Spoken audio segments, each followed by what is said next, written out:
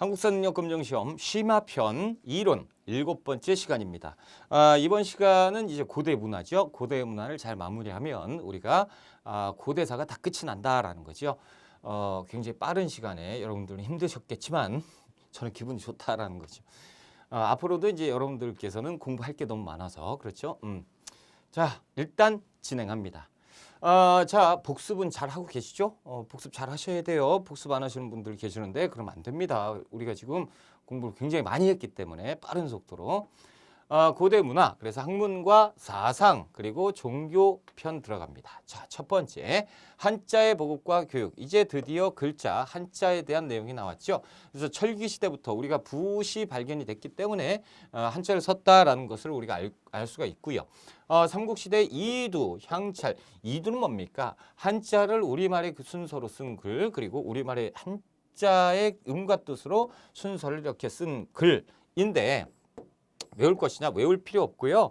이두와 향찰 이런 게 나오면 이게 고대구나 라고 아시면 되지, 이 내용을 그냥 다 외우시는 분들은 안 계실 거라고 보고, 자, 역사 편찬 및 문학 볼게요. 자, 일단 역사, 고구려 이문진의 신집 5권인데 영양왕 때고요. 그리고 백제공이 근초고왕이 시켰죠. 박사 고흥을 시켜서 서기를 편찬하게 했고요. 그리고 진흥왕 때 거칠부의 국사, 요것도 이제 이렇게, 그래서 신집 5권, 서기, 그리고 국사 정도는 알고 계셔야 되고요. 보통 이제 사료에 나오면 여기를 가로놓고 요것이 이제 정답일 경우가 많아요. 정답일 경우가 많고, 다른 것은 이제 양념이죠. 자료 같은 데 제시를 해준다거나 그래요. 그래서 예전에 한번 어렵게 공무원 문제처럼 나온 적이 있는데, 이렇게 이제 여기를 가라고 했나? 해가지고 이 왕 때를 물어본 적이 있습니다. 이 진흥왕을 물어본 적이 있었어요. 하도 오래돼서, 거 보세요. 하도 오래됐다라고 제가 말씀을 드렸죠. 그러니까 앞으로 나올 가능성이 희박한데, 하지만 이것은 우리가 정치편에서 무진장 공부를 했기 때문에 알아두셔야 되고, 그 다음에 이것을 알아두셔야 되고, 시간이 허락되시는 분들은 이것도 알아두시면 좋겠다. 자, 아무튼 하나 둘은 반드시 아셔야 되고요. 통일신라 봅니다. 김대문의 화랑세기, 그리고 고승전, 그리고 한산기 정도가 있는데, 김대문의 화랑세기는 고승전은 많이 나오는 편이에요. 그래서 고승전 정도는 우리가 알아두셔야 되고, 승려죠. 스님들, 옛날 스님들의 그 정기를 모아놓은 거고, 화랑세기는 이 말 그대로 화랑들의 정기를 이렇게 담아놓은 것입니다. 자, 유학 볼게요. 유학교육. 여기는 좀 공부를 하셔야 됩니다. 자, 고구려 수도에는 태학을 설립을 했습니다. 그래서 소수림왕 때 태학을 만들었으니 국립대학교인데요. 지방에도 만들었다라는 거죠. 지방이 경당인데 누구 때? 장수왕 때. 장수왕 때 지방 경당. 그래서 태학과 경당은 반드시 아셔야 됩니다. 경당, 태학. 그래서 소수림왕 하면 율령불교 태학이라고 외웠지만 장수왕 때는 좀 등한시했죠. 장수왕 때는 정치편 전쟁사 얘기하느라고 바빠서 말씀을 못 드렸고요. 지금 이제 문화편에서 경당이 나옵니다. 그래서 중앙대학교 태학, 지방에는 경당, 이렇게 알아두시면 되고요. 백제는 말할 것도 없이 굉장히 유려하고 화려한 그 문장들이 존재하고 있어요. 왜냐하면 교육의 역사가 오래됐기 때문이죠. 삼국에 비해서. 삼국 중에 가장 먼저 됐다라는 거죠. 그래서 박사제도. 박사라는 것이 무엇입니까? 뭐 지금도 석사, 박사 있잖아요. 그럼 박사라고 이해하시면 편합니다. 그래서 유교, 경전, 그리고 기술학 이런 것들 공부했고, 한국 문장, 그래서 계로왕이 북에 국서를 보냈을 때 굉장히 좋았다. 그리고 사택지적 비문이라고 돼 있는데, 이 택지적이라는 사람이 지금으로 따지면 이제 총리, 그러니까 이제 높은 고관으로 있다가 은퇴한 다음에 고향으로 내려가요. 고향으로 내려간 다음에 거기에서 이제 자신의 재산을 모두 불교에 환원하고, 그리고 기부하고 불교에 귀의하는 그런 모습들이 담겨 있는데, 사택지적 비문, 택지적이라는 사람이 이제 인생이 예전에 젊을 때는 굉장히 화려하고 좋았는데 나이 먹으니까 별거 없다, 인생 무상하다라는 내용들이 담겨 있는 건데, 이 내용이 한자체가 굉장히 아름다웠다, 뭐 이런 것들이에요. 됐습니다. 자, 신라의 임신서기석이 있죠. 그래서 임신년에 화랑들이 청소년 화랑들이 우리 공부 열심히 하자라는 맹세예요. 그래서 돌에다가 새겼다. 그래서 임신서기석입니다. 이렇게 생겼어요. 자, 통일신라 국학을 설치했죠. 그리고 독서상품과가 있었는데 이 독서상품과 같은 경우는 국학의 졸업 생을 상중하로 구분을 합니다. 성적순으로 이렇게 나눠서 관리로 임명하는 거죠. 그러니 이제 진골 귀족들이 요거에 반발합니다. 아니 골품제가 있는데 요건 신분 질서를 파기하는 거 아니냐. 그래서 반대해서 시행은 못했다. 하지만 어이구 이거 지우면 안 되는데 어이구 하지만 의미는 굉장히 좋다. 그래서 시험 문제 잘 나와요. 독서상품과 꼭 알아두셔야 되고요. 발해대학교는 어딥니까? 주자감이죠. 자, 유학의 보급. 그래서 강수가 외교문서에 뛰어났고요. 설인기가 나오는데 이 설인기는 누구냐면 그 매기통신 기억나시죠? 기벌포 전투. 기벌포 전투에서 당나라의 장수로 출전했던 사람인데 야 설인기 너 조금 있으면 혼나니까 집에 가는 게 어때? 그래서 설인기에게 보낸 외교 문서입니다. 강수. 자, 설총 이두화한계. 그리고 이 설총이라는 분은 원효 스님, 원효 대사의 그 아들이죠. 아들. 그래서 이두에 뛰어났고요. 그리고 화왕계. 그래서 신문왕에게 정치를 강조했다. 유교 정치를 강조했다라고 해서 신문왕에게 바쳤다라는 거예요. 그래서 시험에 몇 번, 2번 정도 나왔는데 설총 나왔을 때 화왕계가 나온 게 아니고 신문왕이 나왔어요. 누구에게 바쳤다 뭐 이런 내용들이 출제가 됐었다. 그리고 시험 문제 나왔을 때 설총에 대한 설명을 냈을 때 원효의 아들 땡땡은 이렇게 하면서 이두에도 능했고 화왕계를 바쳤다 뭐 이렇게 하면서 신문왕을 묻는 문제가 나온 적이 있다라는 거죠. 육두품 지식인 됐고요. 최치원 육두품 출신이죠. 그래서 빈군과에 급제했고요. 개원필경 그리고 당나라에서 그 도당 유학생으로 있을 때 황소가 황소 사람 이름인데 이 황소의 난이라고 해서 들어본 적은 있죠. 황소의 난. 당나라에 황소의 난이 있었을 때 이 황소를 토벌할 수 있는 경문을 지어서 바쳤다. 그래서 토황소 경문. 아무튼 최치원 신라 때 활동했던 육두푼 지식인이다라는 거죠. 최치원 그리고 또 시무십조 요것도 이제 중요한데요. 그 진성여왕에게 바칩니다. 그런데 그 역시 이 내용이 개혁적인 내용이거든요. 개혁. 그러니까 누가 반대해요? 진골들이 반대합니다. 이것이 어디에서 같지 않은 학문 몇 줄 가지고 지금 개혁이 어쩌고 운운하느냐라고 해서 개혁 싫어할 거 아닙니까? 그래서 이제 이때 이제 받아들여지지 않고 그때 이제 그 역사 속에 사라진다라는 거예요. 최치원. 정치의 회의를 느끼고 싹 다 버리고 떠납니다. 자, 발해 당의 유학생을 파견했고요. 빈곤과에 급제하기도 했다라는 거 다들 아시고. 자, 이제 불교인데 불교는 고대 매우 중요하고요. 그리고 중세, 고려까지 매우 중요합니다. 그래서 고려를 뒷받침하는 그 고려를 만들 때 그러니까 삼국시대 거쳐서 남북국시대 가서 신라 말에 그 지방오적과 육두품이 누구하고 결탁해요? 선종과 결탁하지요. 선종. 그래서 선종 승려와 육두품 그리고 지방오적이 힘을 합해서 나라를 세웠으니 그것이 뭐다? 고려. 그러니까 고려도 불교의 나라입니다. 그러다 보니까 불교 국가예요. 지금은 국교라고 하면 참 조금 생소하지만 국가 종교가 있었단 말이죠. 그것이 불교입니다. 하물며 고대 불교는 어떤 거와 관계가 있어요? 그들 지배층의 특권을 유지하는 데 관계가 있기 때문에 시험 문제 잘 나와요. 엄청. 그러니까 고대 국가에서 불교를 빼고 얘기를 한다? 말이 안 된다라는 거죠. 불교 수용 일단 봅시다. 왕실이 수용해요. 그렇죠. 그리고 귀족에 의해서 퍼집니다. 귀족 불교. 왕실 불교면서 귀족 불교예요. 이유는 아시죠? 자, 불교를 공인합니다. 그래서 고구려 소수리왕 때 불교를 공인했고요. 외우셔야죠. 백제는 침류왕, 언제가 아니다, 근초고왕이 아니다라고 기억하셔야 되고요. 신라는 법흥왕, 2차 돈의 순교 우리가 다 공부했었다라는 거죠. 그래서 2차 돈의 순교는 자주 나오는 편입니다. 사료에 2차 돈 얘기가 막 나오면 뭡니까? 불교인데 어느 나라 불교? 신라의 불교. 특히나 신라 불교 왕은 누구냐? 법흥왕이라고 아셔야 돼요. 특징 왕건강하죠. 신라의 불교식 왕명, 그렇죠? 불교식으로 왕명까지 지었고요. 그리고 호국불교가 특징입니다. 호국, 나라를 수호한다라는 거죠. 그래서 나라 지킴이 불교다라는 거예요. 그래서 백제 왕은 미륵사, 황룡사, 구축목탑 이거는 신라죠. 신라의 화랑도의 뭐 세소고개 이런 것들도 불교의 사상이 들어갔다라는 거 알아두시고요. 교리, 업설, 왕즉불의 왕이 곧 부처님입니다. 그렇죠? 그러니까 왕한테 덤비면 안 돼요. 자, 지배층의 특권. 그래서 부처님이 지정해 준 사람이 귀족이기 때문에 특권을 우리가 유지할 수 있다. 그러니 니들은 숙여야 된다. 이런 사상이 불교죠. 그러니까 고대 국가 불교는 굉장히 중요하다. 미륵불 신앙인데요. 여러분 미륵부처 많이 들어보셨죠? 미륵부처가 뭐냐면 현세가 너무 힘들어. 그러니까 사람들이 부처님을 만나고 싶다 하는데 부처님이 오신단 말이죠. 그 부처님이 미래에서 오신 부처님이에요. 그래서 미륵 부처님이라고 부릅니다.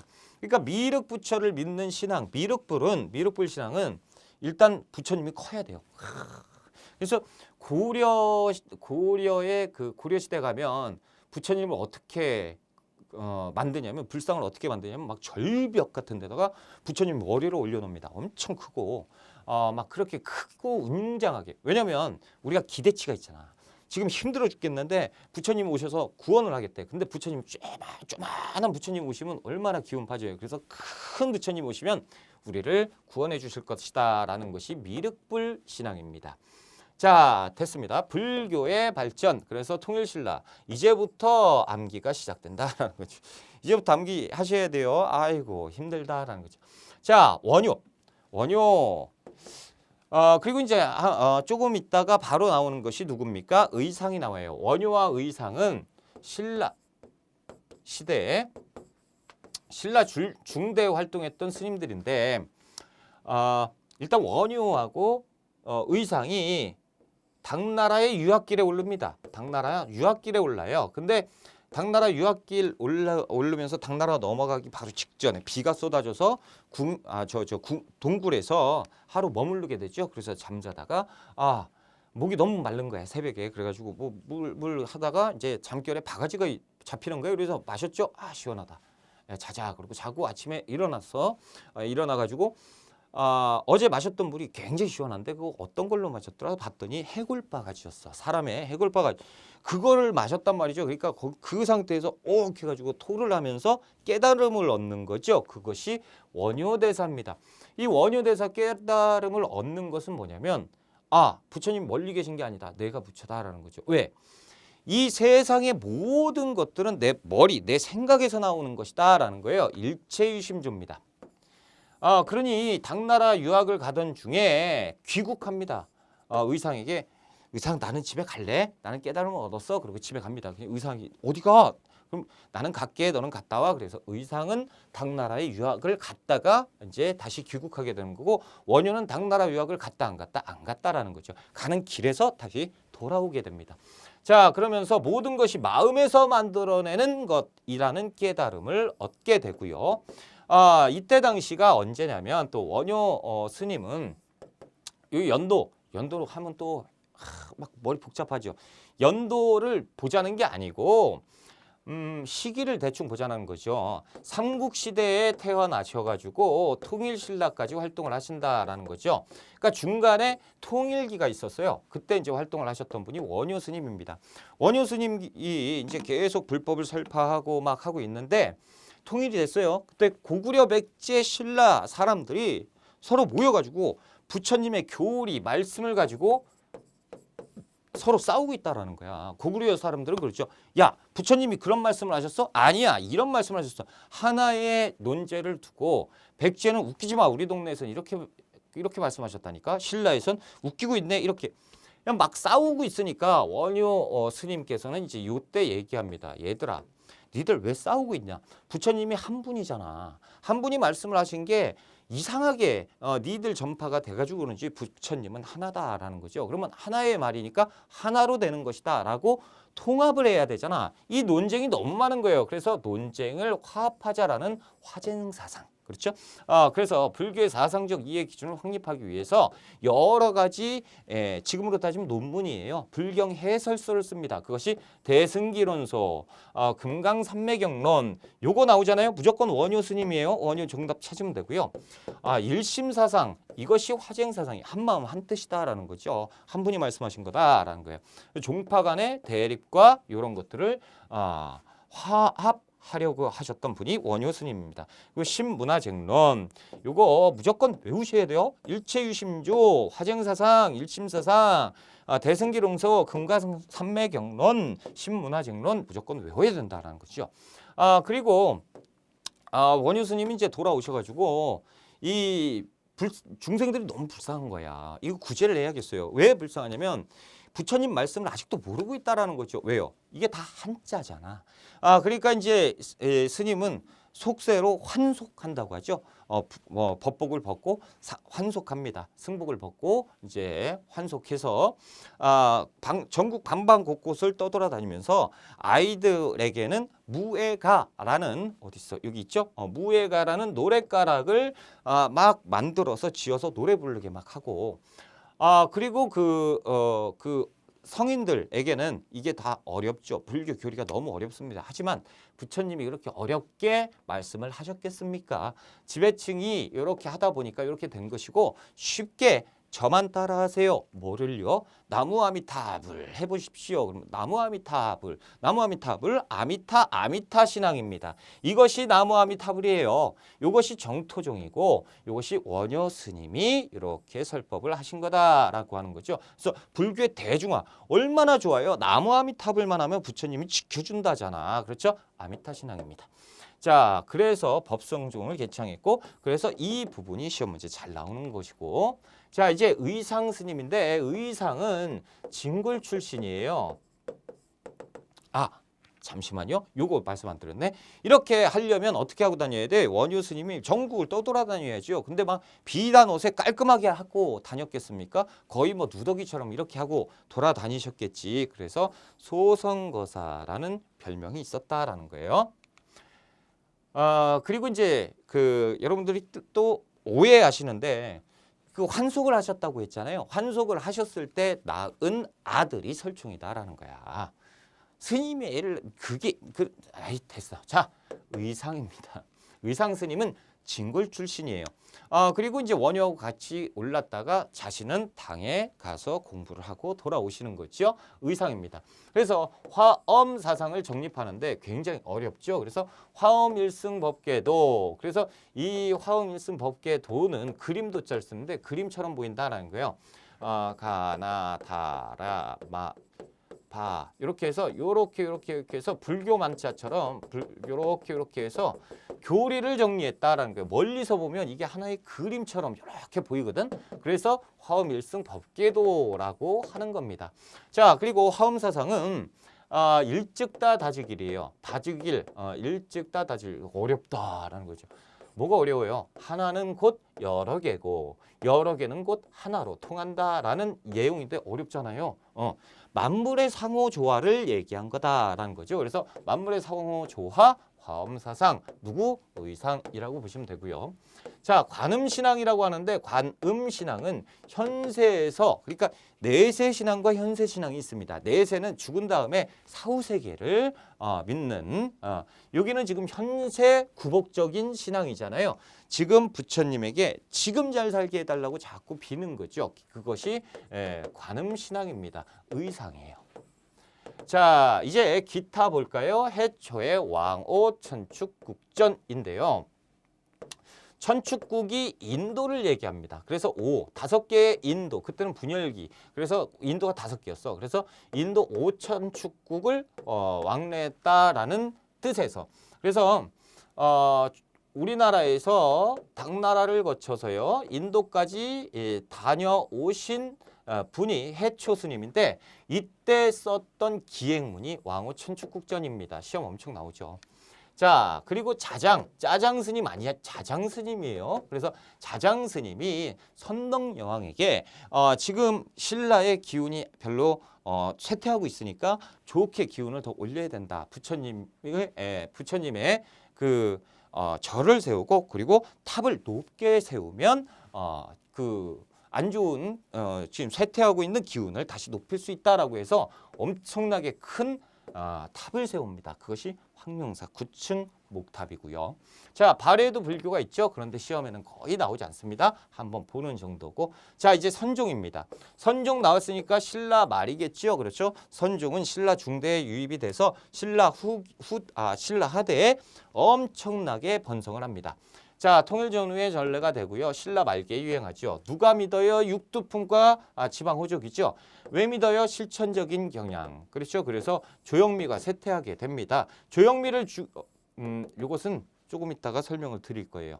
선종에 대한 내용이 조금 이따가 나올 거고. 자, 교종불교는 어떻습니까? 선종불교와 차이점이 딱 나오죠.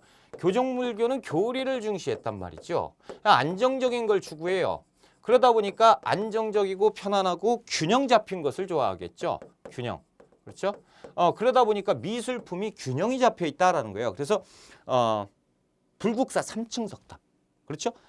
그리고 이제 뭐 가뭄사지 3층 석탑. 이렇게 3층으로 이렇게 아름답게 이렇게 만든 탑들이 있고 균형 조화 이런 것들이 그러니까 석굴암 엄청나게 균형 잡혀 있잖아요. 이것이 이때 불교 교종의 영향을 받은 겁니다. 그래서 신라 중대에 이런 아름다운 탑들, 안정적인 조형미를 갖춘 예술품들이 등장을 하는 것이고 이 선종 때는 실천적인 경향, 그러니까 빨리빨리 뛰어다녀야 되고 실리를 추구해야 되잖아요. 그래서 안정감이 조금 깨지는 모습을 보입니다. 그래서 조형미술은 쇠퇴한다라고 조금 이따 다시 한번 나와요. 아무튼 육두품과 연계돼서 선종이 확산이 되고요. 구산선문을 성립했다. 자, 교종은요. 5교, 5개의 큰 5교가 있었고 종파가 선종은 구산이라고 해서 9개의 큰 종단이 있었다라는 거죠. 자, 여기에서 또 하나. 여러분, 교종은요. 누가 믿었을 것 같아요? 진골귀족이 믿었죠. 진골귀족은 출신이 중앙일까요? 지방일까요? 중앙이죠. 자, 선종은 누가 믿었다고? 호족. 호족은 지방 세력이잖아요. 그렇죠? 지방. 그래서 이 도심지, 그러니까 이제 도심지 한가운데 절이 있었던 것이 교종이에요. 선종이 들어왔을 때 누구의 눈치를 볼 수밖에 없습니까? 얘들의 눈치를 볼 수밖에 없어요. 얘들은 얘들을 어떻게 본다? 이단, 사이비 종교로 봐버린다라는 거죠. 그러니까 이 중앙에 있는 귀족들이 공격할 거 아닙니까? 그래서 산으로 가는 거예요. 그래서 구산, 산으로 숨어버렸다. 구산, 그렇죠? 지방문화. 됐습니다. 구산선문이 성립됐고, 자, 지방문화의 역량 증대, 고려사회에 됐고요. 풍수지리설도 있다라는 거예요. 풍수지리설은 신라 말에 선종승려 도선이 전파한다라는 거예요. 그래서 풍수지리설 하면 신라 말 도선. 그러니까 이제 신라 말 전에 풍수지리는 없었던 거예요. 새로 풍수지리가 들어오는 건 신라 말 도선이 됐습니다. 자, 도교 한번 볼게요. 이제 도교. 산청숭배 도교. 예전에 제가 이제 한 9년? 10년? 9년 전에 EBS에서 강의하고 있을 때 EBS 게시판에 학생이 Q&A를 붙였는데 선생님 도교가 뭔가요? 야, 답을 안 해줄 수는 없잖아요. 그러니까 답을 해줘야 되는데 야, 도교 오케이 한번 정리해보자. 그래서 밤을 꼴딱 샜는데 A4지 글자 포인트 8포인트로 13페이지 나왔어요. 그래가지고 내가 그때 안 된다. 그래서 줄여서 한 줄로 딱 끝냈는데 뭐예요? 이거예요. 자, 도교라는 것은 엄청나게 큽니다. 종교의 그 내용이 엄청나게 커서 산천을 숭배한다라는 거죠. 뭐 신이 있고 신선, 산신이라든가 이 신과 관련된 내용들이 있으면 도교. 그리고 이제 무의자연, 자연과 벗삼아서 이렇게 생활하는 거 도교. 불로장생 도교. 오케이. 그리고 요렇게 하는 것, 신 나오는 거 도교. 요렇게만 하시면 되고, 그리고 또 여기는 좀 애매해서 적진 않았는데 상무정신도 도교입니다. 상무. 그래서 전 페이지인가? 임전무태 있었잖아요. 도교입니다. 도교. 임전무태 상무적인 내용도 들어가 있다. 도교예요. 이제 그런 거 묻지 마세요. 선생님, 유교가 뭔가요? 몰라요. 그걸 내가 어떻게 아냐고. 교수님, 불교가 뭔가요? 여러분 진짜 그러지 마세요. 물어보실 때는 좀 특정. 내가 어떻게 아냐고. 스님한테 한번 여쭤보세요. 스님, 불교가 뭔가요? 그러면 스님이 일단 생각부터 하시죠. 어디부터 설명을 해야 되냐. 자, 아무튼 도교 이제 그런 겁니다. 한번 내용으로 들어가 보자. 어떤 것들이 있느냐. 고구려의 도교. 연개소문이 수용합니다. 당시에 고구려 연개소문은 정변으로 힘을 잡았죠. 정권을 어떻게 보면 찬탈했단 말이야. 찬탈했기 때문에 반대 세력들이 있죠. 그것이 누구예요? 왕실입니다. 왕실의 힘을 꺾어야 돼요. 그래서 연개소문이 생각한 게 왕실은 불교잖아. 불교를 억압하기 위한 도교를 수용합니다. 그래서 도교를 수용했고 을지문덕이 오원시를 하는데 을지문덕하면 또 무엇이 생각납니까? 너무 막 많이 썼네. 을지문덕하면 살수대첩 있죠. 살수대첩에 수나라 장수에게 기습 공격을 이제 을지문덕이 하게 되는데 그 바로 직전에 수나라 장수 이름이 우중문입니다.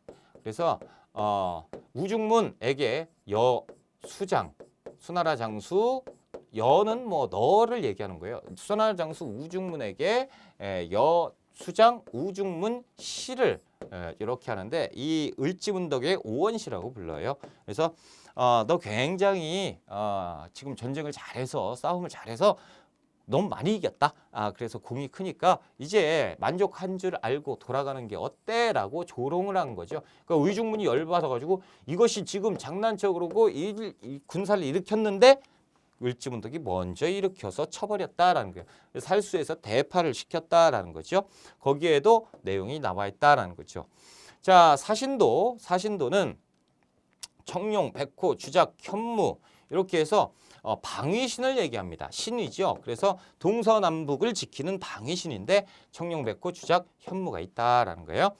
신라의 화랑도 여기에도 이제 그 도교의 성격이 나오죠. 임전무태. 백제 삼수문이 벽돌인데요. 자, 산수문이 벽돌이에요. 이게 산이죠.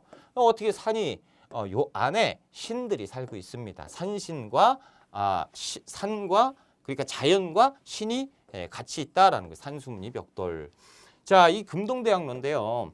요 위에는요, 이 봉황이 있고요. 그리고 이게 일단 향로예요. 향을 피우는 그릇이라는 거죠.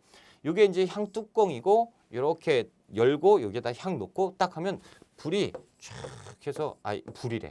향이 이렇게 해서 쫙 연기가 피어나는데 엄청 아름답습니다. 자, 아무튼 여기에 이 뚜껑에 있는 게 이제 복례산이라고 하는데 산에 보면 이거 똑같아요. 산에 신이 있단 말이죠. 신이 이제 살고 있고 여러 가지 동물들도 같이 적어놨어요. 이게 이제 도교적인 성격을 나타내는 것이고 이 받침은 연꽃으로 되어 있습니다. 그래서 불교적인 불교 연꽃 불교잖아요. 상징 그렇죠. 그래서 불교적인 성격을 갖추고 있었고요. 이 아래는 용이 받치고 있다라는 거. 금동대학로, 산수문이 벽돌 모두 백제 겁니다. 자, 그리고 무령왕릉 지석 뭐냐면 무령왕릉이 그 토지신, 땅의 신에게 이 돈을 주고 이 땅을 사가지고 내가 무덤으로 썼다라는 내용이 있잖아요. 산신이 나오잖아요. 그렇죠? 자, 사택지적비도 나오고 발해 정효 공주묘도 나옵니다. 자, 일단 우리가 이제 고분 문제로 들어가는데요. 고분은 시험 문제 잘 나옵니다. 일단 한 문제 정도는 나온다라고 보시고요. 자, 집중합시다. 고구려. 고분이라고 하면 무덤이에요. 무덤. 그래서 초창기에는 돌무지 무덤을 만들었습니다. 그래서 사람이 죽잖아요. 죽으면 돌을 막 쌓는 거야. 이렇게. 근데 이렇게 쌓으니까 바람 불고 태풍 오고 막 그러면 이게 이제 막 무너지겠죠. 그래서 이제 점차적으로 다듬기 시작합니다. 큰 돌로 다듬기 시작해요. 그래서 이렇게 다듬어서 보통 7, 7층 높이로 이렇게 세웁니다. 엄청 크게. 자, 돌을 계단식으로 정밀하게 층층까지 쌓아올린 형태로 만주에 1만 2천 기가 존재하고 있다라는 건데 이게 지금 보면 보세요. 어디 얘기하려고 했지? 만주 길림성. 길림성이 어디입니까? 예전에 국내성 옆에요. 그러니까 국내성이란 말이에요. 국내성. 예전에 고구려의 수도지요. 오케이. 그래서 대표적 유적지가 장군총인데 이렇게 생겼습니다. 진짜 요렇게 돌멩이를 이렇게 다듬었죠. 큰 돌을 다듬었어요. 이게 이제 그 무너지지 말라고 돌멩이를 크게 이렇게 세워놓은 거예요. 무너지지 말라고. 사람이 직접 가면 진짜 사람이 요만하니까 굉장히 큰 그 무덤이죠. 장군총. 그래서 이걸 현재 장수왕릉으로 추정하고 있는데 아직은 모른다라는 거죠. 추정만 할 뿐. 그래서 이제 우리나라 전통 무덤 양식이 돌무지 무덤이고요. 자, 그 다음에 이제 굴식 돌방 무덤이 출현을 하기 시작해요. 말 그대로 굴식이에요. 그리고 방이 있는데 돌로 된 방으로 되어 있는 무덤입니다.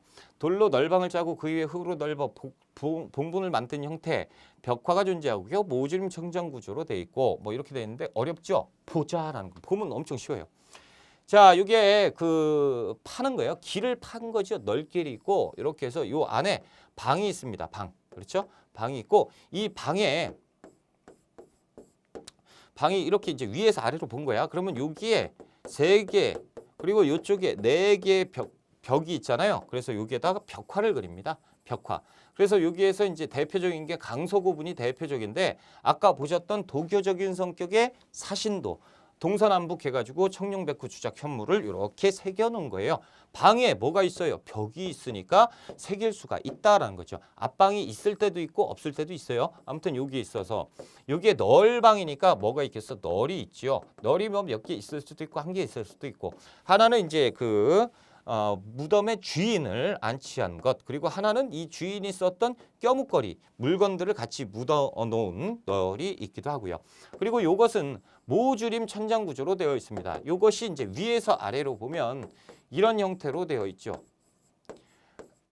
밖에서 보면 이렇게 되어 있고 안에서 보면 이 네모가 모가 이렇게 해서 이렇게 작아져 가는 모습 이걸 가지고 천정을 이렇게 만들었어요. 그래서 모주림 천장 구조다라고 얘기를 합니다.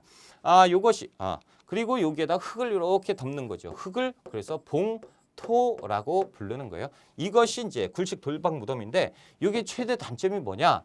입구를 발견을 하게 되면 도굴을 해버린다라는 거죠. 도굴이 너무 쉬워요. 그래서 도굴이 잘 돼서 껴묵거리가 거의 존재하지 않는다라는 거죠. 거의 도굴이 다 돼버렸다라는 거예요. 그래서 대표적인 유적지가 강서 대묘 그리고 강서 중묘 그래서 저는 합해서 강서 고분이라고 얘기를 하고 그곳에서 사신도가 나타납니다. 그리고 무용총이라는 것이 있는데 굴식 돌방무덤이에요. 거기에 무용도 벽화예요. 수렵도 사냥하는 그림 그리고 이런 벽화들이 발견이 됐고 각저총도 굴식 돌방무덤으로 되어 있는데 여기에 씨름도 이렇게 나와 있습니다.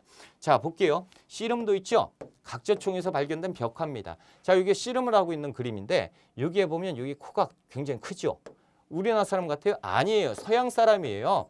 그러니까 이 서양 사람이 와서 여기에서 씨름을 즐기고 갈 정도로 서양인과 교류가 활발했다라는 것을 대표적으로 보여주는 것이 씨름도입니다. 자 그리고 고구려 귀족 생활 안악 삼호북 역시 이것도 벽화니까 무슨 형태로 돼 있다? 굴식 돌 방무덤으로 되어 있다라는 거죠. 굴식 돌방무덤. 여기에 보면 이렇게 사람이 엄청나게 크네요. 근데 이쪽에 보면 사람이 작아요. 그렇죠? 이쪽도 사람이 이 사람보다는 조금 크지만 이 사람보다는 작은. 이렇게 한 게 왜 그러냐면 사람의 신분을 크기로 나타냈어요. 당시에 이렇게 크니까 귀족일 것이고 이렇게 하니까 이제 귀족의 수발을 드는 사람일 거고 신분이 낮을 것이고 그렇죠? 이런 것들. 자 그리고 이제 수산리 벽화에 신여도가 나오는데요. 신여도 이렇게 생긴 거. 이것도 벽화니까 굴식 돌방 무덤이겠죠. 자 무용총. 이게 무용총. 접객도예요. 접객, 손님을 접대하는 그림이죠. 그래서 여기 손님 크죠? 근데 여기에 시중 들고 있는 사람 작잖아요. 그렇죠? 이렇게 신분을 크기로 나타냈다라는 거죠. 자, 이제 백제로 한번 가볼게요. 백제 아버지는 어느 나라입니까? 고구려예요. 자, 백제는 항성시대, 그리고 웅진성시대, 그리고 사비성시대로 나뉘지요. 그래서 한성, 서울, 그리고 웅진, 공주, 그리고 부여, 사비 이렇게 나뉘면 되겠습니다. 자, 한성시대 초창기에는 돌무지 무덤, 그거 보세요. 고구려의 무덤 양식을 그대로 계승을 했다라는 거죠. 백제 건국 세력이 고구려의 사람이 건국했다라는 것을 증명하는 거예요. 그러니까 고구려의 양식을 그대로 백제에 가져왔으니까 그렇죠. 자, 대표적으로 무엇을 볼까? 서울에 있는 석천동 고분입니다. 자, 보세요. 이게 지금 작아 보이죠? 엄청 이 가서 실제로 보시면 운동장이라니까. 운동장 엄청나게 커. 이게 지금 딱 보니 에이 3층 낮은데요. 이게 원래는 7층이었겠죠. 그런데 이 위에 부분이 이제 사라진 거죠. 그래서 이렇게 되어 있는 고분이에요. 이게 돌무지 고분이잖아요. 이거 시험 문제 엄청 잘 나와요. 송파 석촌동 고분하면 답은 뭐다? 백제 건국 세력이 고구려 유의민이었다는 것을 증명한다라는 것이 정답이에요. 자, 그래서 됐고요. 이제 웅진성 시대 가봅시다. 웅진성 시대는 역시 굴식 돌박 무덤인데 굴식 돌박 무덤 시험에는 굴식 돌박 무덤보다 벽돌 무덤이 잘 나와요. 특징적인 거. 굴식 돌 보세요. 돌무지 무덤, 굴식 돌박 무덤, 고구려 무덤이 그대로 계승된 거잖아요. 그렇죠? 자, 공주니까 당연히 웅진성 시대니까요. 그렇죠? 송산리 고분이 있습니다. 이게 이제 사신도 같은 것이 발견됐는데 거의 뭐 시험 문제 안 나오고요. 요것이 거의 대부분 나옵니다. 벽돌무덤 하면 일단은 시기는 언제예요? 웅진성 시대. 웅진성 시대 마지막 왕 이름이 뭐라고? 무령왕입니다. 무령왕이 살아생전에 이름이 사마왕이었고, 그렇죠. 사마왕과 사마왕비가 여기에 왕릉의 저 무덤의 주인이다라는 지석이 발견되면서 이 왕과 왕비가 돈을 주고 신에게 무덤 땅을 샀다라는 매직권. 여기 있네. 매직권, 땅을 돈 주고 샀다라는 지석이 발견되면서 우리가 이제 무령왕릉이구나라는 것을 파악했고, 지금 보시면 알겠지만 우리는 돌무지 무덤과 굴식 돌박 무덤이 우리나라의 전통 양식인데 벽돌 양식은 없어요. 근데 갑자기 출현한 거죠. 그래서 살펴보니까 중국 거기에 남조에서도 양나라와 그 교류를 활발하게 했구나라는 것을 증명하게 되었다라는 거죠. 중국의 무덤 양식을 가져와서 우리나라 왕의 무덤 양식으로 썼다라는 것, 그 정도로 친했다라는 것. 자, 사비성 시대인데요. 굴식 돌박 무덤인데 능산리 고분 하나만 알아두시면 됩니다. 이렇게만 알아두시면 돼요. 더 깊게 알아두실 필요는 없습니다. 됐어요. 백제 마무리하고요. 신라로 갑니다. 신라는 삼국과 다르게 고구려 백제와 틀리게 신라는 독창적인 문화를 형성하고 있다라는 거죠. 지형적인 특성 때문에도 있고요. 그렇죠. 발달도 늦었고 하다 보니까 자신만의 독특한 무덤 양식이 나타나게 됩니다. 돌무지, 덧널, 무덤이에요. 일단 관을 만든 다음에요. 그 관에 덧널을 한 번 더 씌워요. 그 다음에 돌을 쌓고 그 다음에 봉분. 뭔 소리야 이게. 보세요. 자, 요거예요. 자, 여기에 관을 넣는 거죠. 널을 넣습니다. 근데 이 널이 이렇게 생겼어요.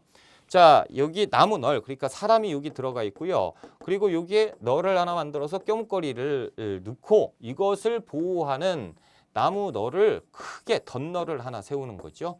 그래서 덧널이 있고 이 널을 여기에다 넣고요. 그 다음에 돌무지가 있고요. 그리고 흙을 이렇게 쌓아버립니다. 그러니까 이게 직경이 직접 가보시면 아시겠지만 큰 거는 이제 120m, 높이는 한 27m, 완전히 산이에요. 산. 그러면 보세요. 이게 도굴이 되겠습니까? 도굴이 지금은 되죠. 포크레인 가지고. 그리고 포크레인 같은 거 시끄러운데 중장비 가지고는 못하죠. 지금도 삽 가지고 이걸 한다? 못해요. 그렇죠? 도굴 절대 못합니다. 그래서 실질적으로 도굴을 했다 치면 이 다음에 뭐가 나와요? 돌무지가 나와. 돌무지 하나하나 에이 안 하고 말지. 그래서 이 안에는 부장품들이 많이 존재하고 있다. 도굴이 안 돼서. 그렇죠? 자, 신라. 자, 나무널을 만든 후 큰 덧널을 만들고 돌을 쌓고 봉분, 흙으로 덮어서 완성합니다. 도굴이 어렵죠? 그래서 뼘거리가 그대로 보존되는데 그런 문제. 도굴이 쉬운 건 뭐라고요? 굴식 돌박 무덤이라고요. 그렇죠? 자, 대표적 유적지 돌무지 덧널 무덤은 신라 거예요. 천마총 들어봤죠? 천마도. 호우총 들어보셨을 거예요. 이게 호우명 그릇이 어떤 거지요? 자, 광개토대왕이 신라의 쳐들어간 왜구를 토벌한 후에 그 다음에 신라를 지켜줬다라는 내용이 이제 담겨 있는 그릇, 새겨져 있는 그릇, 호우명 그릇, 호우총에서 발견됐고요. 미추왕릉이라는 무덤인데 여기에 이제 보검이 발견됩니다. 이것을 이제 황금보검이라고 하는데 금제 감장 보검이라고도 부릅니다. 어떻게 생겼냐? 이렇게 생겼어요. 자, 일단 천마도, 천마총에서 발견된 천마도입니다. 이게 천마도 하니까 그림, 벽화냐? 벽화 아닙니다. 벽화 아니고 말이 있죠? 아, 이거 참 좋다. 말이 이렇게 있잖아요. 그렇죠? 여기 말에 안장이 있을 것이고 이 안장에 이렇게 배가 창피하잖아. 배만 나오면. 그래서 배를 가려주는 여기 장식품, 이것이 천마도예요. 요거를 요 배 가리개로 썼다라는 거죠. 자, 그리고 금제감장보검인데 이걸 보세요. 이게 지금 우리나라 정통 칼하고 양식이 비슷할까요? 아니죠. 이거 어디예요? 따져보니까 서역이에요. 중앙아시아. 중앙아시아에서 당시에 유행하던 칼이 우리나라 왕릉에서 발견이 됐다라는 거죠. 미추왕릉. 그러니까 그 정도로 서역과의 교류가 활발했다라는 거죠. 그럼 여기에서 또 문제.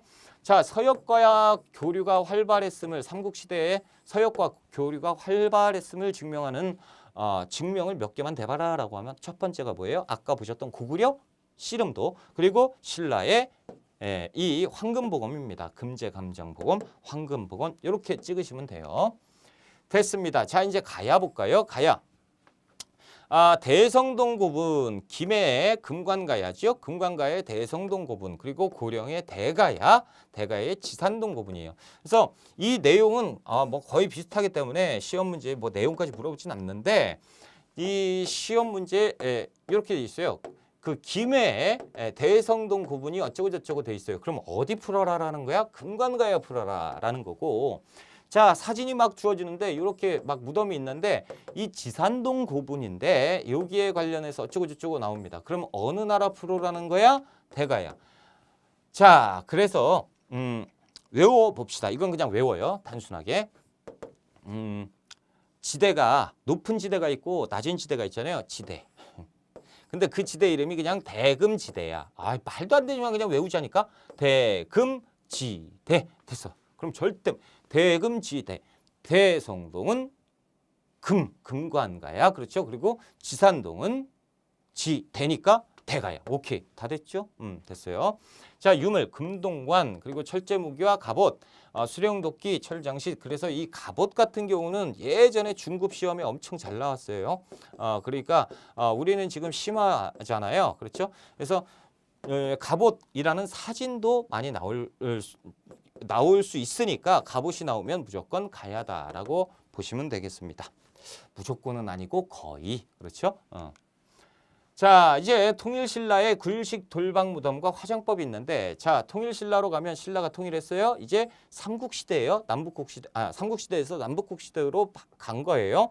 자, 그러니까 세 개의 나라가 문화가 흡수되면서 하나의 문화로 만들어지겠죠. 그러면서 굴식 돌방무덤인데 조금 다른 굴식 돌방무덤입니다. 자, 대표적 유적지가 김유신묘인데, 자, 이 굴식 돌방무덤으로 되어 있거든요. 굴식 돌방무덤으로 되어 있는데, 자, 이게 단점이 뭐죠? 이렇게 단점이 도굴이 잘 돼요. 그러니까 입구만 파면 도굴이 된단 말이야. 그러니까 이것을 막기 위해서 봉토 주위를 돌레돌로 이렇게 막아놨습니다. 그래서 어떻게 생겼냐? 이렇게 생겼어요. 요 안에 보면 이렇게 해서 이게 묘고, 그렇죠? 여기 보면 돌로 이렇게 돼 있는 거 보이시고, 여기에 보면 이게 이렇게 좀 튀어나온 거 있죠? 여기에 새겨놓은 게 12지 신상입니다. 자축인묘 진서음이 신유술에, 그렇죠? 그래서 요 신들이 이 무덤을 지키고 있다. 만약에 니들이 도굴한다고 이걸 깐다라고 하면, 이걸 까낸다, 쳐낸다라고 하면 신을 치는 것이다. 기분 나쁘잖아, 그렇죠? 이렇게 되고, 자, 그리고 이 김유신은 분명히 장수잖아요. 장군인데 죽어서 나중에 왕으로 추전됩니다. 그래서 살아서는 있을 수 없는 일이었어요. 있을 수 없는 일, 지금까지도. 그래서 유일무이한 분인데 살아서는 장군으로 활동했는데 죽어서 왕이 된 사람이 누구냐? 김유신이다라는 거죠. 그래서 흥덕왕 때 흥무대왕으로 추전됩니다. 그러니까 흥무대왕묘라고 하면 누구야? 김유신을 찾아라라는 거죠. 아셨죠? 자, 이렇게 해서 이렇게 독특한 양식으로 되어 있다. 굴식 돌방무덤. 그리고 문무대왕 있죠? 문무대왕, 문무왕. 누굽니까? 신문왕의 아버지. 김춘추의 아들. 그렇죠? 문무왕인데 이제 삼국통일을 한 왕이잖아요. 이분은 그 살아 계실 때 이 왜구가 엄청나게 심해서 왜구의 침략이 심해서 이 왜구 막다가 힘들었다 하시는 분이 문무왕입니다. 그래서 문무왕이 눈을 감기 전에 내가 죽거든 바다에 뿌려라. 바다에 뿌려서 내가 바다의 용이 될 것이다. 이거 어디에서도 나오죠? 만파식적에서도 나와 해룡이 됩니다. 그렇죠? 그래서 해룡이 돼서 이 바다의 신이 돼서 이 왜적을 막을 것이다. 죽어서도 호국 나라를 지키겠다는 이런 생각들이 여기 나왔다. 그래서 이제 화장을 했는데요. 그래서 문무대왕릉 해서 사진 찍어놓은 거 보면 바다만 나와요. 바다. 바다 밑에 이렇게 안치시켰다라는 거예요. 화장법. 자, 그리고 이제 발해입니다. 발해는 굴식 돌방무덤과 벽돌무덤이 있는데 그 발해 문왕 있죠. 문왕. 3대왕 문왕의 따님이 계신데 따님들이 먼저 죽어요. 그러니까 문왕이 엄청 마음이 아프겠지. 딸을 먼저 보냈으니. 근데 둘째 딸이 정혜공주 그리고 넷째 딸가 정효공주인데 이분들이 돌아가십니다. 그러니까 이제 정혜공주는 죽어서 고구려의 영향을 받아서 굴식 돌방무덤으로 안치를 했고요. 그러니까 굴식 돌방무덤에 모지름 청장 구조가 나타납니다. 그리고 이제 정효공주면은 당나라의 영향을 받아서 벽돌 무덤으로 이렇게 만들게 됩니다. 자, 지금 보시면 자, 보이시죠? 이게 뭐예요? 벽돌 무덤으로. 이게 왜 이렇게 제가 준비를 했냐면 이 그림이 또 사진이 시험 문제 나옵니다. 그러면 벽돌 무덤 정효공주묘예요. 자, 보자라는 거죠. 정효공주묘의 특징은 또 묘지가 있어요. 묘지라고 하는 건 묘지석. 묘지석 뭐예요? 지석을 얘기하는 겁니다. 거기에 이제 불로장생의 내용이 있으니까 도교적인 성격도 있다라는 건데 일단 그게 중요한 게 아니고 헷갈리죠. 자, 정혜공주묘는 벽돌무덤 양식으로 되어 있다. 당나라의 영향을 받아서 이렇게 나오면 맞아요? 틀려요? 틀리죠. 그래서 이것을 기억을 해야 돼. 자, 외워야죠. 한숨 나와. 그렇죠? 어떻게 나와요? 에휴 나오잖아. 에휴 나왔어요. 그렇죠? 우리 민족이 고구려예요? 당이에요? 당연히 고구려죠. 그러니까 먼저 나와야지 고구려. 그렇죠? 그러니까 에휴 그러면 에휴 고구려니까 고구려는 이런 양식을 갖고 있는 굴식돌방무덤. 그렇죠? 뒤에 휴 그러니까 당나라 벽돌무덤 끝. 그렇죠? 됐습니다. 자, 이제 고대 건축과 탑을 봅시다. 자, 삼국시대의 안학궁 고구려, 백제 미륵사, 신라의 황룡사 대표적으로 이렇게 있음만 기억을 해주시면 돼요. 자, 남북국 시대에 통일신라의 불국사가 있었죠. 그리고 석굴암이 있었고, 자, 지금도 있잖아요. 그렇죠? 석굴암. 자, 이제 발해는 이렇게 돼 있어요. 석굴암 엄청 아름답죠. 이거는 지금의 과학기술로도 완전 충격을 금하지 못할 정도의 균형과 이 수학적인 그 지식이 담겨 있는 곳입니다. 자, 이 발해는 또 상경터가 있는데 발해는 왕이 살고 있는 이 내성이 있어요. 황성, 내성이 있고 이 성을 밖의 성으로 둘러쌌습니다. 그래서 외성. 그러니까 이렇게 보면 뭐 이게 얼마나 크다고 라고 하는데 위성에서도 지금 보면 지금도 터가 잡힙니다. 그러니까 엄청나게 크게 진 거죠. 엄청나게 크다. 엄청나게 크다. 어느 나라의 영향이요? 당의 영향을 받은 거겠죠. 그리고 여기에 일직선으로 엄청나게 넓은 길을 냈습니다. 쫙. 그래서 쫙 주작대로. 자, 이것도 역시 당의 영향이겠죠. 그래서 이게 발해 상경터인데요. 자, 여기에서 또 볼 수 있는 게 그러면 여기는 그래 왕이 산다 치자. 여기는 누가 살죠? 밖에는 다 사람들이 살 거 아닙니까? 여기에 전체 대부분의 발견이 되는 게 뭐예요? 온돌장치입니다. 온돌장치는 당연히 고구려 양식이죠. 그래서 고구려의 제2의 고구려임을 여기에서 증명할 수 있고요. 집터잖아요. 그래서 기왓장 같은 것도 나오는데 이 기왓장도 고구려의 영향을 받았다라는 거죠. 발해는 고구려였다라는 거예요. 그래서 발해 여기에서 석굴암 봤죠? 그리고 안압지라는 거는 이제 일정 부분 귀족들의 놀이터예요. 놀이터. 그래서 호수 같은 거를 하나 만들어 놓고요. 이 호수의 요 주변에 물이 이렇게 왔다 갔다 물이 이렇게 순환되게 슉 해서 여기에서 들어와서 이렇게 순환되게 만들어요. 그다음에 여기에서 뭐 같은 거 이렇게 뭐 띄워놔요. 배처럼 요 장난감. 그래서 여기에서 띄워놔서 이렇게 돌아다니고, 그럼 여기에 이제 술잔을 이렇게 부어서 딱 있으면 이쪽에 앉아 있는 귀족들이 딱 와서 받아서 딱 뭐 회전 초밥 이런 것처럼 이렇게 먹기도 하고, 여기에서 이제 놀았다. 그리고 주사위 같은 거 팔면체 주사위에 이걸 굴려요. 술 마시면서 싹. 그러면 이제 벌칙이 나와. 탁. 팔면체를 어떻게 그리지? 하여튼 여기에서 이제 이면이 나왔다 그러면 술 석 잔 마시기. 술 석 잔 마시기. 그렇게 이제 벌칙. 뭐 엉덩이로 이름 쓰기 뭐 이런 벌칙들이 이제 있는 거, 그걸 이제 굴리면서 술 마시면서 놀았던 귀족들의 생활이다라는 거죠. 백성들은 먹고 살 것도 없는데 귀족들은 이렇게 놀고 있었다는. 자, 발에 상경 궁궐터가 있고요. 주작대로 온돌 이런 것들이 있었고. 자, 탑이죠. 탑. 자, 이제부터 탑. 아이고, 이제 다 공부해야 돼요. 자, 일단 다행스럽게도 이거 다행은 아니죠. 우리 역사에서 볼 땐 다행이 아니지만 여러분들이 볼 때는 다행이죠. 목탑을 대부분 만들었기 때문에 현존하는 게 없기 때문에 우리는 백제와 신라만 공부하면 돼요. 자, 백제 대표적인 게 익산의 미륵사지 석탑이죠. 백제 무왕 때 건립합니다. 이것도 예전에 한때 시험 문제가 계속 릴레이식으로 계속 나온 적이 있어요.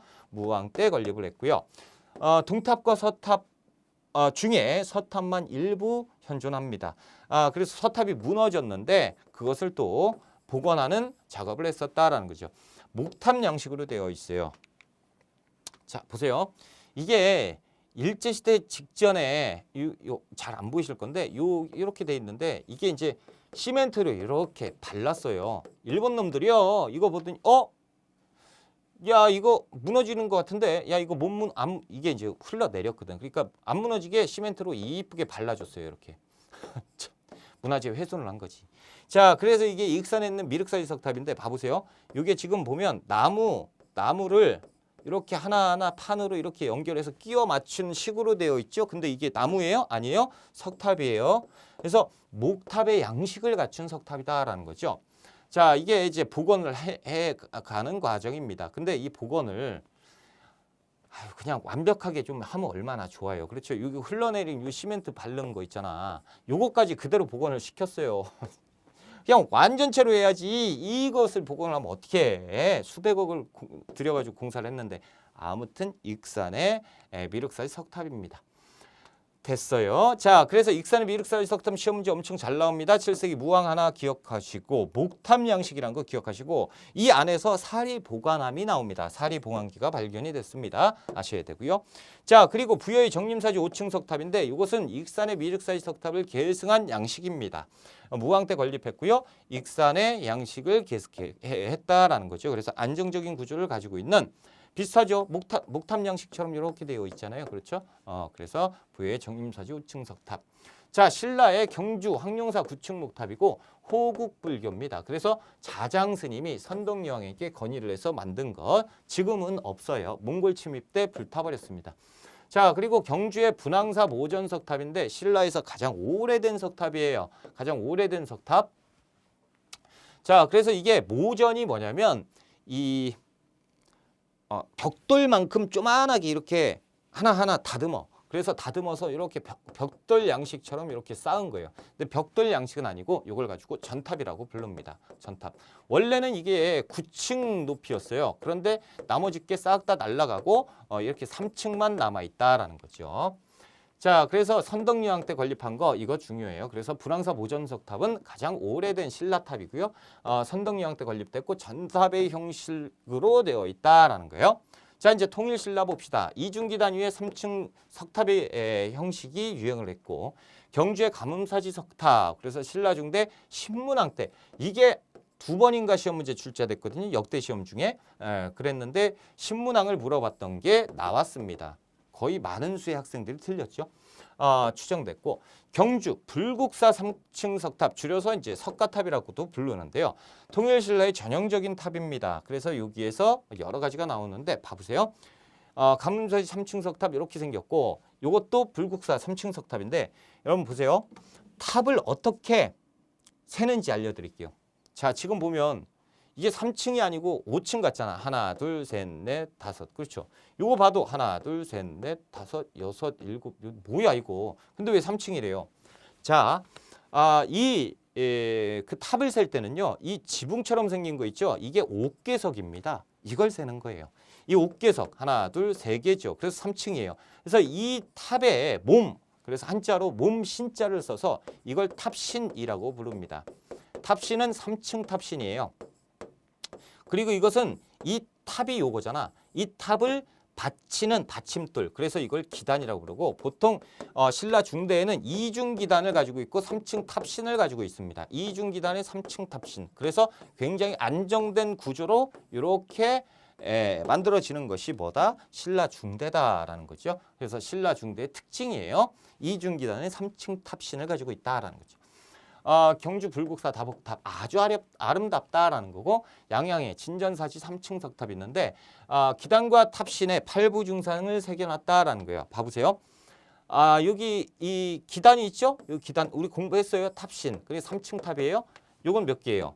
요거는 옥계석이 하나 둘 셋 3층이잖아. 그렇죠?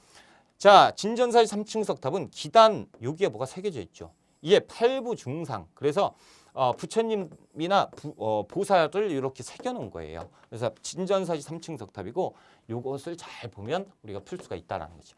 그리고 네 마리의 사자가 이 탑을 버티고 있는 네 마리의 사사자 탑입니다. 그렇죠. 네 마리의 사자탑 화엄사에 있어요. 그래서 화엄사 사사자탑 신라 거고.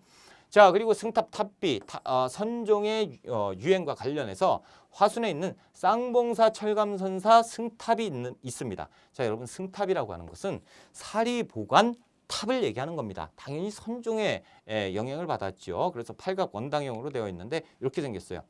자, 실제로 크진 않습니다. 이건 실리를 추구한 거죠. 승탑이죠. 그래서 사리를 보관하는 이 안에 사리가 있는 거예요. 그래서 사리를 보관하는 탑. 그래서 쌍봉사 승탑이라고도 부르고요. 이 쌍봉사 철감성사 승탑하면 신라말 나와야 되고 그리고 선종의 영향이라고 나와야 됩니다. 그렇죠? 이렇게 기억을 꼭 해두셔야 돼요.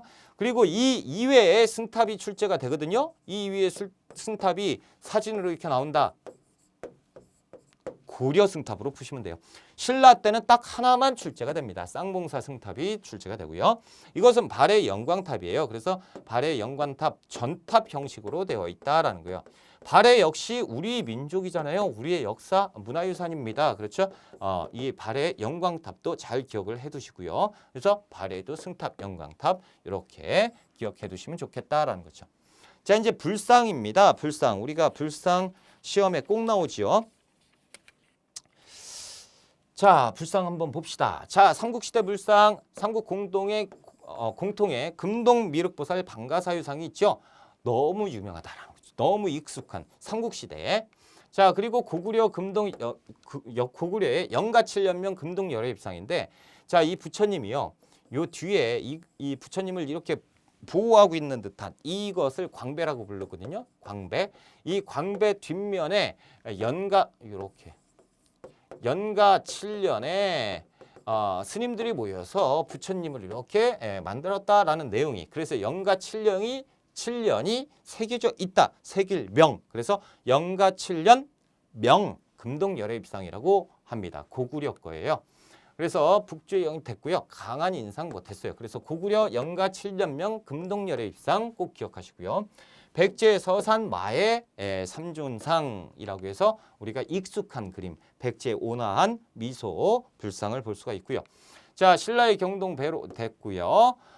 통일신라 석굴암 본존불 다 아시고 있으니까 넘어가고 됐어요. 자, 이제 발해 상경의 석등 돌사자상 이불병자상인데 이불병자상은 이 금동 연가 7년명 금동열애입상과 거의 흡사합니다.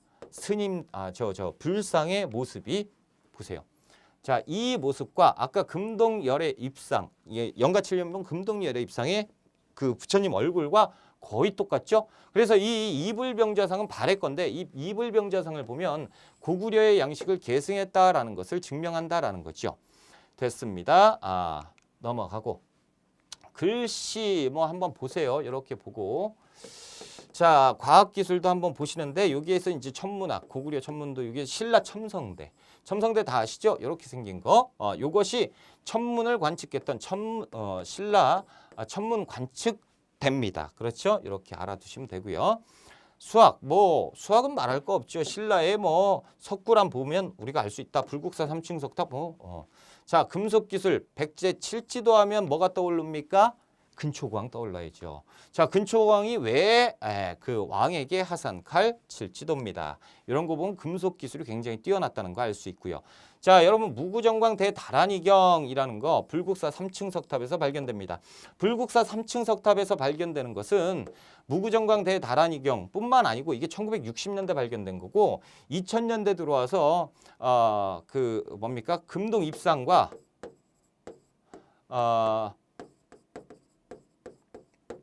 그리고 사리 보관함이 같이 발견돼요. 아까 설명드렸어야 되는데 못 드렸네. 그래서 지금 다시 금동 입상과 사리 보관함이 같이 발견됩니다. 그래서 불국사 3층 석탑 매우 중요해요.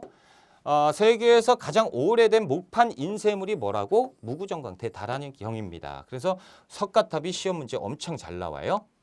됐습니다. 일본으로 건너간 우리 문화를 한번 볼게요. 우리 삼국시대가 일본 문화에 전파를 해줬거든요. 여러 가지 한번 봐보자라는 거죠. 자, 고구려는 왜 종이, 회화, 종이, 불교, 종이, 붓 이런 것들을 전달했고요. 백제는 엄청 많이 거의 다 줬다라는 거예요. 유학, 불교, 뭐 천문역법, 뭐 그림 이런 것들 다 줬고 가야는 토기 제작 기술을 줬고 신라는요 지금도 마찬가지죠. 굉장히 뛰어난 게 조선술, 배 만드는 기술 이쪽이 배 만드는 기술이 굉장히 뛰어나잖아요. 그리고 축제술, 연못 만드는 기술 이런 것들을 전달을 해줬다라는 거예요. 자, 그래서 여기서 한번 보시면 백제 4세기 때 아직기 일본 태자에게 한자를 가리켰고요. 왕인이 천자문 뭐 이렇게 됐고 자, 이 노리사치계는 반드시 기억해야 됩니다. 노리사치계가 6세기 때 일본에 가서 불경과 불상을 싹 다 전달을 해줍니다. 됐어요. 그래서 고려사 미륵 됐고 한번 보시고 특징 됐고요. 자, 고구려 당징이 종이와 먹을 그 제작하는 방법을 일본에 전달했고요. 해관 해자 쇼토쿠 태자 일본 태자의 스승님이 되는 분이 해자입니다. 자, 다카마스 고분벽화, 수사진 벽화가 굉장히 똑같아요. 수사진 고분벽화 우리 공부했잖아요. 그렇죠? 그런데 다카마스 고분벽화는 일본 건데 봐보세요. 이 인물하고 이 인물들하고 똑같이 생겼잖아요. 그렇죠? 그러니까 우리가 가서 그려준 거다라는 거죠. 고구려가 우리가 그림을 이렇게 그려준 것을 증명하면 다카마스 고분벽화다라는 거죠. 자, 신라는 이렇게 됐고요. 자, 일본의 문화 발전, 그래서 스에키 문화는 가야토기에 영향을 주었고요. 아스카 문화는 삼국시대, 그러니까 일본에 쉽게 이렇게 보시면 돼요.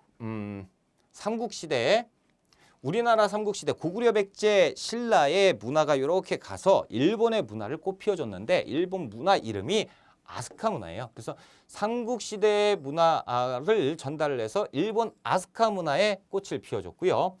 통일신라가 문화를 또 전파해서 일본의 하쿠오 문화를 꽃을 피워줬다라는 거예요. 그래서 이것을 좀 헷갈리죠. 고구려의 문화가 일본에 넘어가서 하쿠오 문화를 번성시켰다. 그러면 진짜 헷갈리는 거예요. 그렇죠? 그래서 암기해야죠. 자, 일단 일본에 가면 일단 우동부터 먹어야잖아. 가스우동. 가스우동. 그렇죠? 일단 이렇게 우동 하나 먹었고 자, 됐고요. 자, 요걸 보자. 삼국시대 통일신라. 우리가 삼국시대에서 통일신라로 이렇게 발전되잖아요. 일본도 역시 아스카에서 하쿠오 문화로 발전될 거 아닙니까? 그래서 삼국시대에서 통일신라. 일본은 아하 그렇구나. 아스카에서 하쿠오 문화 지금 알았잖아요. 아하 그렇구나 외웠어요. 됐어. 이렇게 하면 끝이 납니다. 자, 이렇게 해서 우리가 고대사를 싹 다 마무리를 졌고요. 이제 고대사가 한 7시간 해서 다 끝났죠. 그래서 이 고대사가 끝나면 물론 페이지상은 별로 안 되지만 공부 양으로 볼 때는 우리나라 역사에 거의 뭐 3분의 1을 공부했다라도 봐도 과언이 아닐 정도로. 그렇기 때문에 이제 바로 고려로 넘어갈 거거든요. 고려, 조선, 일단 고려와 조선 이후에 이 역사 자체가 비교가 안 되게 양이 어마어마하게 많습니다. 그렇죠? 고대사보다 훨씬 많지만 실질적으로 고대사는 고구려 백제, 신라, 통일신라, 발해까지 해서 우리가 공부할 게 굉장히 많았단 말이에요. 그래서 부담이 굉장히 됐기 때문에 혼란스럽고 막 부담됐기 때문에 이걸 완벽히 정리한다면 이 부분은 쉽습니다. 왜냐? 통일 왕조잖아요.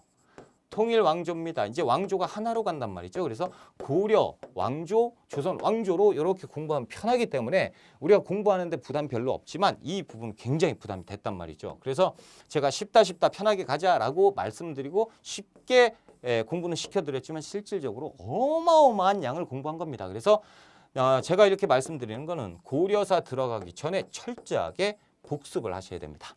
아셨죠? 철저하게 복습을 하고 끝내놓고 고려로 들어갑시다. 조금 쉬었다가 우리 고려 시간으로 들어갑니다. 쉬었다 갑시다.